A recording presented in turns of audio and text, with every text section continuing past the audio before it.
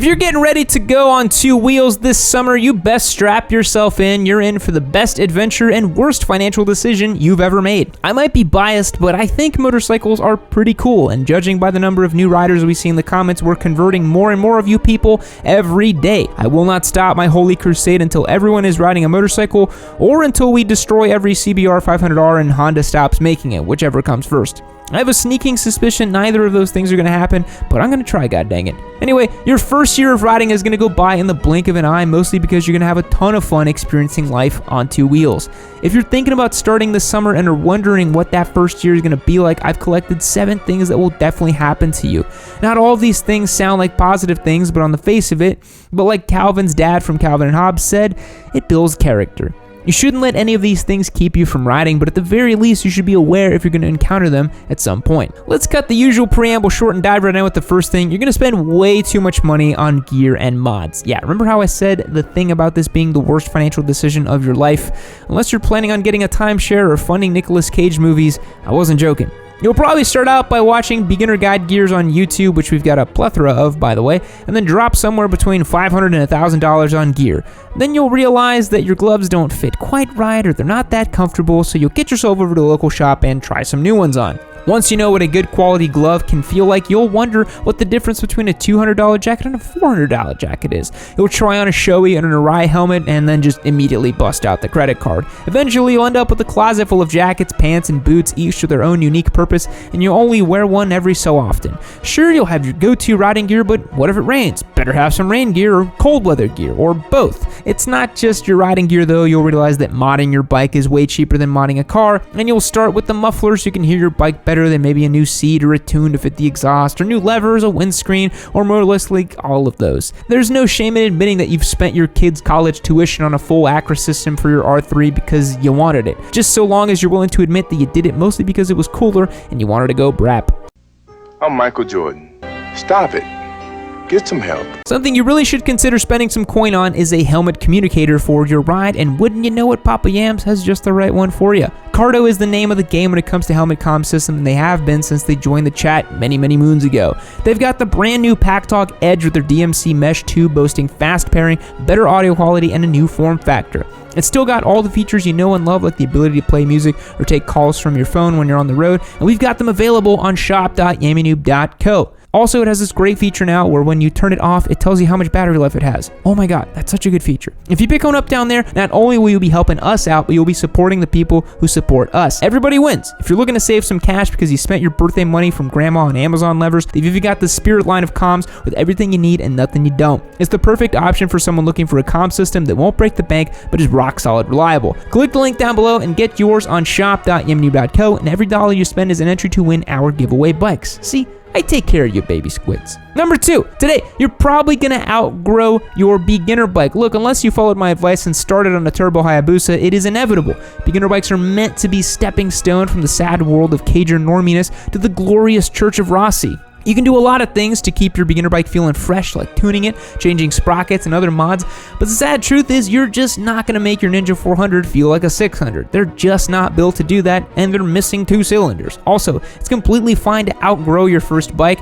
Personally, I recommend riding your bike at least for a year before upgrading to something smaller and maybe putting at least 12,000 miles on it, not just because patience is a virtue, but because you can learn more on a smaller bike. Once you start going faster and you have more power under the hood, bikes become a lot less forgiving. They're a lot more sensitive to inputs than beginner bikes because they're designed with experienced riders in mind. But don't worry, when you outgrow your beginner bike, you don't have to get rid of it. There's a lot of stuff you can do with it, like listing it for rent on Twisted Road and making some cash, keeping it as a city bopper or an alternative to your big bad bike, or using it to teach someone else how to ride, or turning it into a race bike. All are good reasons not to give it up if you don't have to. I kind of wish I never gave up my R3. I would love to have it now as a little ultra lightweight endurance bike. Plus, if you own it outright, the only thing you need to pay for is insurance and upkeep. Don't need to pay for insurance if it's a race bike. Just saying. Number 3, you'll meet a whole bunch of new people. Now, you know me, I'm not a big fan of group rides. I'm a lone wolf, a loose cannon who doesn't work well with others. No, Chief, you can't have my badge and my gun. I'm solving this murder if it's the last thing I...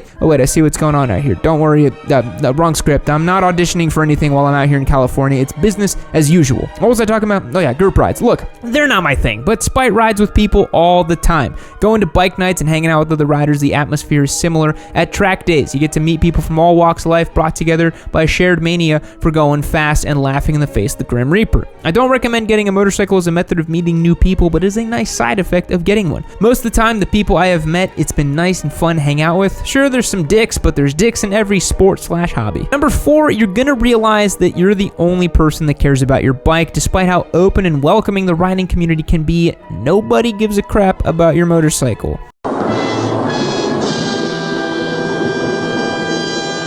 You started out by telling someone you're riding an R3, the most common response is neat, followed by a change of subject very quickly.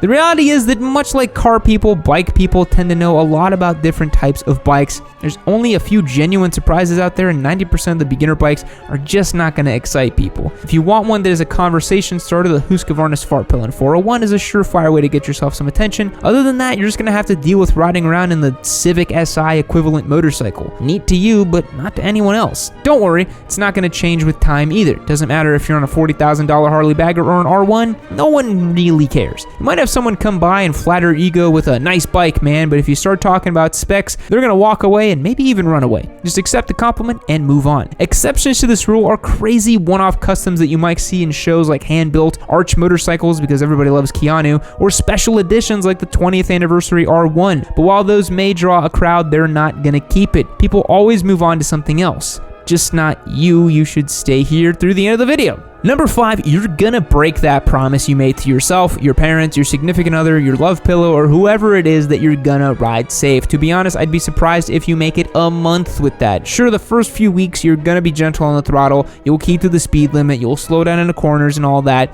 Then you're gonna realize how stable bikes can feel on the side of the tire, and we'll try to push a little bit harder into that corner, brake a little bit later, go a little bit faster, and then before you know it, you're doing late night highway pulls and flip-flops in a tank top. Jixers.